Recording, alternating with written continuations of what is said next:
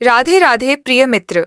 इस भारत देश में भारतीय संस्कृति अनेक प्रकार के पर्वों, त्योहारों और व्रतों की परंपरा धारण करती है।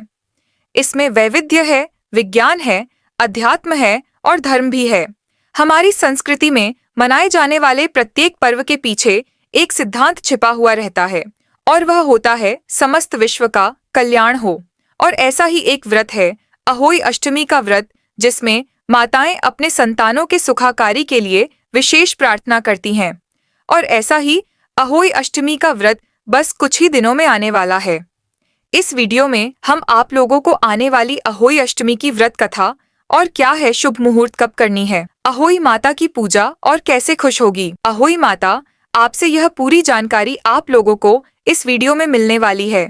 तो चलिए आज के इस वीडियो में जानते हैं इस बार अहोई अष्टमी का व्रत कौन से दिन आ रहा है, इस दिन के शुभ मुहूर्त कौन से हैं, चंद्रोदय का समय क्या रहेगा और इस व्रत का पालन करने की विधि क्या है। विशेष वीडियो आरंभ करते हैं। इस बार वैदिक पंचांग के अनुसार अहोई अष्टमी 13 अक्टूबर 2025 सोमवार के दिन आ रही है। कार्तिक मास के कृष्ण पक्ष की अष्टमी तिथि आरंभ हो जाएगी 13 अक्टूबर 2025 को दोपहर 12:24 पर और तिथि समाप्त होगी 14 अक्टूबर 2025 को सुबह 11:09 पर।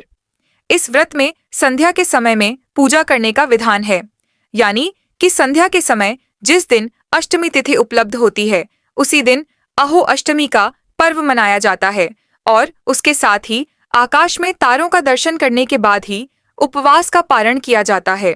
तो इस नियम अनुसार अष्टमी तिथि हमें प्राप्त हो रही है 13 अक्टूबर की रात्रि में और इसीलिए इस बार अहोई अष्टमी का पर्व 13 अक्टूबर 2025 के दिन ही मनाया जाएगा। इस दिन अहोई अष्टमी की पूजा करने के लिए संध्या में हमें शुभ मुहूर्त मिल रहा है शाम 5:53 से लेकर 7:08 तक का, और तारों को देखने के लिए शुभ समय रहेगा शाम 6:17 के बाद।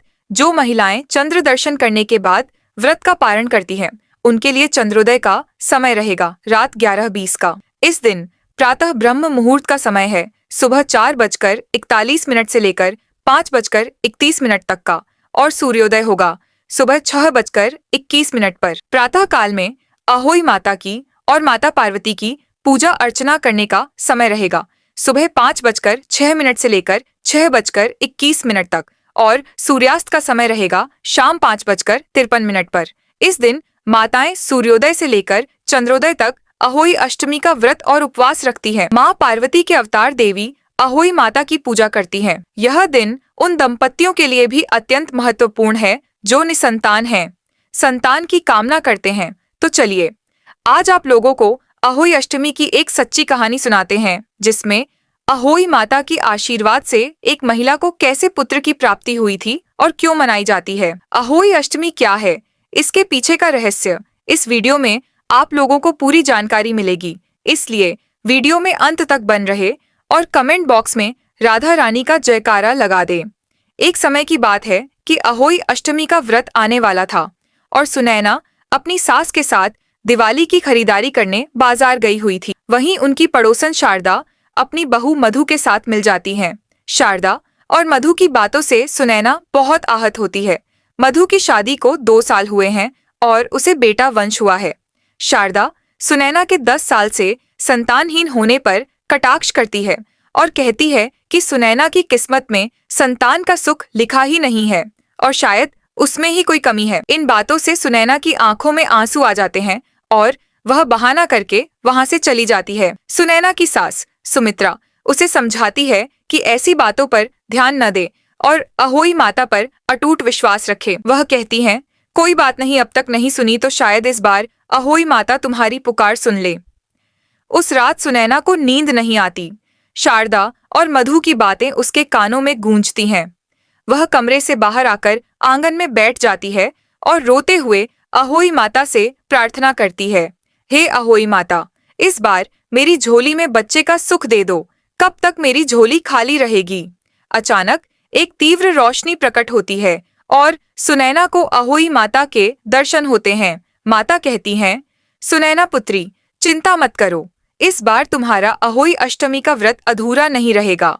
इस बार तुम्हारी मनोकामना मैं अवश्य पूरी करूंगी। माता कहती हैं कि वह केवल अपने भक्तों की परीक्षा लेती हैं और सुनैना का विश्वास जीत गया है। माता उसे संतान सुख का आशीर्वाद देकर अंतर्ध्यान हो जाती है। अगले दिन सुनैना पूरी श्रद्धा के साथ अहोई अष्टमी का व्रत रखती है। शाम को तारे देखकर व्रत खोलने के बाद वह अपनी सास को पिछली रात की घटना बताती है। उसकी सास कहती है कि यह अहोई माता का संकेत है और उनका आशीर्वाद जरूर फलीभूत होगा। अहोई माता की कृपा से कुछ महीनों बाद डॉक्टर के पास जाने पर सुनैना को पता चलता है कि वह गर्भवती है। यह सुनकर वह खुशी से रो पड़ती है। घर आकर वह अपनी सास को यह खुशखबरी सुनाती है और सब बहुत खुश होते हैं। सुनैना के पति आकाश को भी अहोई माता की शक्ति पर विश्वास हो जाता है। 9 महीने बाद सुनैना एक सुंदर से बेटे को जन्म देती है। बेटे का जन्म अहोई माता की कृपा से हुआ था, इसलिए सुनैना आशीर्वाद के प्रतीक के रूप में अपने बेटे का नाम अहिल रखती है। पूरे घर में खुशी का माहौल छा जाता है। अहोई माता की यह कथा आप लोगों को कैसी लगी कमेंट बॉक्स में जरूर बताएं और अगर अभी तक वीडियो को लाइक नहीं किया है तो वीडियो को लाइक जरूर कर दीजिए। प्रिय मित्रों, और एक ऐसी मान्यता है कि इस दिन मथुरा के राधा कुंड में स्नान करने से संतान की प्राप्ति होती है। इस दिन संतान प्राप्ति के इच्छुक दंपति वृंदावन के राधा कुंड में जाकर स्नान करते हैं, डुबकी लगाते हैं, पूजा करते हैं और कुष्मांड अर्पित करते हैं। अरुणोदय के समय यानी कि सूर्योदय से ठीक पहले पवित्र स्नान करने के लिए दूर दूर से भक्तगण राधा कुंड में आते हैं।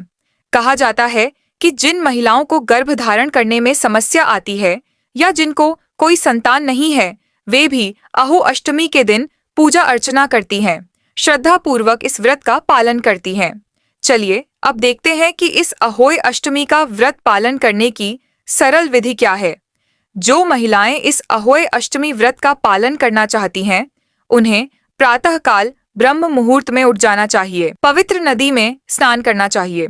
स्नान इत्यादि से स्वच्छ होकर स्वच्छ वस्त्र धारण करके अपने घर में पूजा के स्थान को स्वच्छ करके दीवार या पूजा की विधि पर अहोई माता की छवि स्थापित करनी चाहिए। इस दीवार पर लाल सिंदूर से अहोई माता और उनके 8 बच्चों का चित्र बनाया जाता है और फिर अगर अहोई माता का चित्र हो तो उसकी पूजा भी की जा सकती है। उसके बाद एक कलश में पवित्र जल भरा जाता है और उसके ऊपर नारियल रखा जाता है। अहोई माता के सामने इस व्रत का संकल्प लिया जाता है। इस दिन माताएं अपनी संतान की दीर्घायुष और सुखाकारी के लिए निर्जला व्रत रखती हैं। कुछ महिलाएं दिन में फल, दूध और हल्का फुल्का भोजन लेती हैं और चंद्रोदय के बाद अपना व्रत पूर्ण करती हैं। इस व्रत में सायंकालीन पूजा का विशेष महत्व होता है। सूर्यास्त के बाद संध्या काल का समय पूजा करने का सर्वाधिक अनुकूल समय होता है और इसलिए संध्या काल के शुभ मुहूर्त में पूजा के समय पूर्ण विधि विधान से अहोई माता की आराधना की जाती है। माता के सामने घी का दीपक प्रज्वलित किया जाता है और अहोई माता को धूप, फल, फूल, पुष्प, मिठाई इत्यादि अर्पित किए जाते हैं। पूर्ण श्रद्धा से अहोई अष्टमी की व्रत कथा का श्रवण किया जाता है। कुछ महिलाएं अहोई अष्टमी के अवसर पर चांदी की अहोई भी निर्मित करती हैं। उसे स्याऊ के नाम से जाना जाता है और पूजा के समय अक्षत, रोली और दुग्ध द्वारा उसकी पूजा अर्चना की जाती है। उसके बाद चांदी के 2 मोतियों सहित वो स्याऊ को धागे में पिरोकर गले में पहना जाता है या फिर उन्हें किसी मंदिर में दान कर दिया जाता है और पूजन के समापन के समय अहोई माता की आरती की जाती है और उसके बाद अपनी पारिवारिक परंपरा के अनुसार तारों का या चंद्रमा का दर्शन करके उन्हें अर्घ अर्पित किया जाता है। तत्पश्चात अहोई माता को जो भोग अर्पित किया गया है उसका प्रसाद रूप में स्वीकार करने के बाद इस व्रत को पूर्ण किया जाता है। अहोई अष्टमी माताओं के लिए अत्यंत शुभ मानी गई है क्योंकि इस दिन संतान के सुख, समृद्धि और उत्तम स्वास्थ्य के लिए व्रत उपवास करने से माता अहोई की विशेष कृपा प्राप्त होती है। वे प्रसन्न होती हैं और ऐसा माना जाता है कि इस दिन प्रार्थना और उपवास करने से पिछले कर्मों की बाधाएं भी दूर हो जाती हैं। संपूर्ण परिवार को समृद्धि और सुखाकारी का आशीर्वाद प्राप्त होता है और यही थी आने वाली अहोई अष्टमी के विषय में संपूर्ण जानकारी। हमें आशा है यह जानकारी आपको उपयोगी लगी होगी। अगर आप भी अहोई अष्टमी का व्रत करने वाले हैं, कमेंट बॉक्स में जरूर बताएं और हमारे इस भागवत ज्ञान चैनल को सब्सक्राइब करना ना भूलें। मिलते हैं एक और ऐसे ही आध्यात्मिक वीडियो के साथ। तब तक के लिए राधे राधे प्रिय मित्र।